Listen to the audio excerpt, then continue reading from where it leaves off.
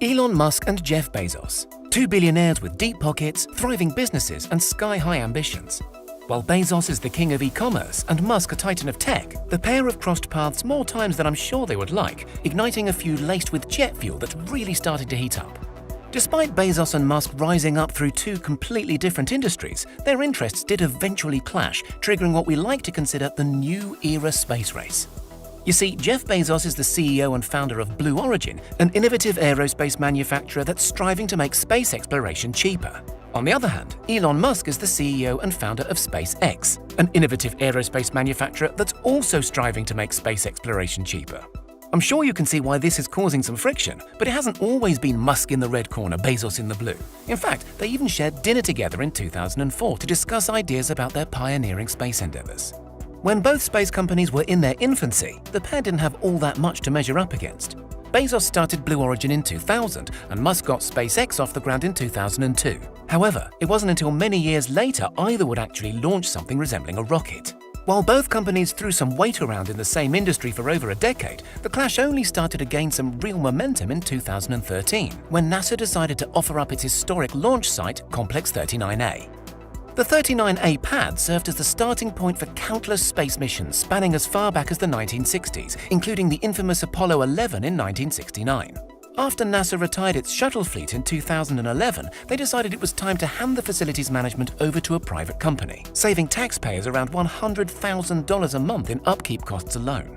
So when the tried and tested launch facility came up for grabs in 2013, complete with NASA-built infrastructure, both men obviously wanted to take advantage of the opportunity.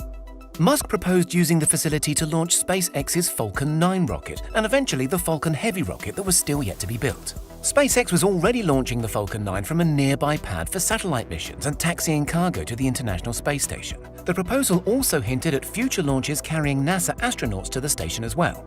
While Musk intended to use the launch site mostly for SpaceX endeavors, Bezos and Blue Origin took a different approach. Blue Origin proposed managing 39A as a multi-user facility, saying that they would offer the pad to other rocket companies to use, while they worked towards making use of it at a later date.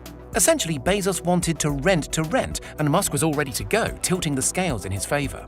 Feeling a little behind, Musk really squeezed Bezos' inner lemon, so in a bitter response he partnered up with the United Launch Alliance to file a formal protest with the government to void Musk's application. They pleaded that Musk's plans to use the launch site exclusively for SpaceX were unfair. After all, sharing is caring.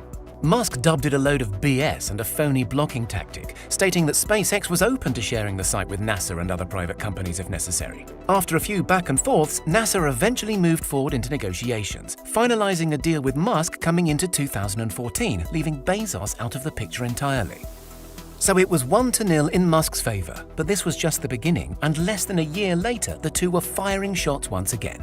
Bezos had previously filed patents for technology to build reusable rockets that land on a seagoing platform, the kind that can take off and land multiple times in its usable life, a key component of making space travel more affordable.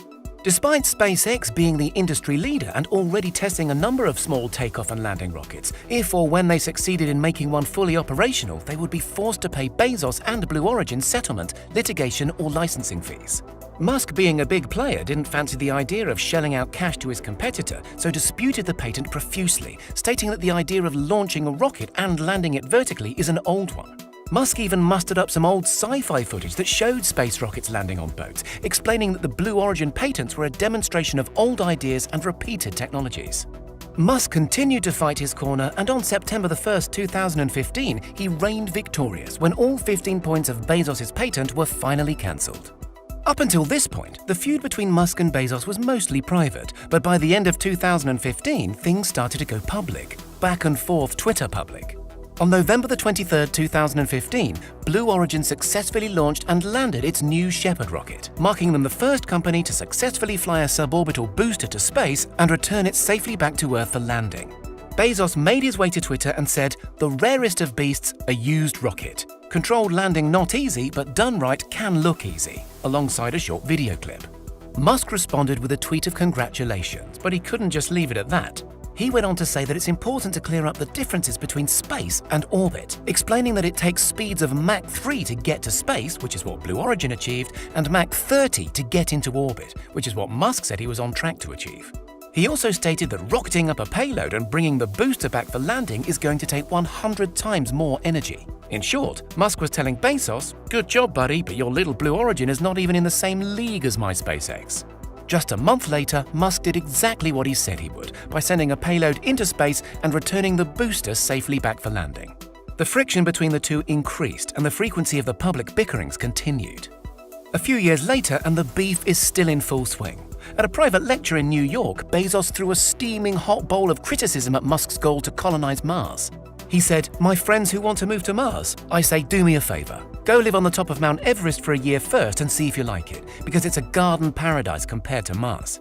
He also went on to say that we, i.e. Musk, should focus on going to the moon, as launching from the moon will be the quickest way to get to the red planet. Skipping out the moon is seductive but wrong. Rather convenient comments, seeing as Blue Origin also revealed their first lunar lander, named the Blue Moon, the same year. To poke back a little fun, Musk tweeted a picture of Bezos' Blue Moon, editing the name to read Blue Balls, later saying that putting the word blue on anything massive and ball-shaped is a terrible branding choice. A cheap laugh, but a good dig all the same. Another round of tweets occurred just a month prior to the Blue Balls event, after Bezos tweeted about Amazon plans to launch more than 3,000 satellites to provide internet to unserved and underserved communities. Musk announced basically the same thing with Starlink back in 2018, so saw it fit to publicly call Bezos a copycat, using emojis of course. The Bezos and Musk saga continues well into 2020 and is showing zero signs of slowing down. Elon Musk tweeted on June the 4th that it's time to break up Amazon and that monopolies are wrong, tagging Bezos, who is currently the richest man in the world. Musk's tweet was in response to a writer who said that his book, Unreported Truths About COVID-19 and the Lockdown, was being removed from Amazon for violating unspecified guidelines. After Musk spoke out to his 30 million followers, an Amazon spokeswoman stated that the book was removed in error and was subsequently put back onto the Amazon store. Bezos had no comment on the matter. Despite not getting any replies from the Amazon founder, Musk redeployed the pussycat for a second swipe just a couple of weeks later. The tweet came after Amazon acquired Zoox, a self-driving car startup, for a little over $1.2 billion in June of 2020. Musk and his team at Tesla have been tirelessly developing autonomous driving systems for years, cementing themselves as the industry leaders. Sure, they have a few competitors, but they are way out in front of the pack for the time being. Zoox is already viewed as a progressive, up-and-coming company in the field of autonomous cars. The huge influx in capital that Amazon will surely pump into the venture could mean a new ping on Tesla's radar. So a copycat tweet was the obvious go-to, this time followed by a ha-ha. The Bezos and Musk feud has spanned over decades, sometimes serious, sometimes harmless. However, things are inevitably going to start escalating. Both men are incredibly powerful, and they certainly have the capital to back it up. Now that the pair share not only the space exploration sector, but also the internet and self-driving car sector, they could start clashing heads ever more frequently. Believe it or not, this is potentially great news for all of us, and not just on the entertainment front. Competition of this caliber means progress and urgency. With Bezos pushing Musk and Musk pushing Bezos, these new emerging technologies will likely get to us sooner, be better, and potentially be cheaper too. Let's just hope one doesn't bankrupt the other in the process.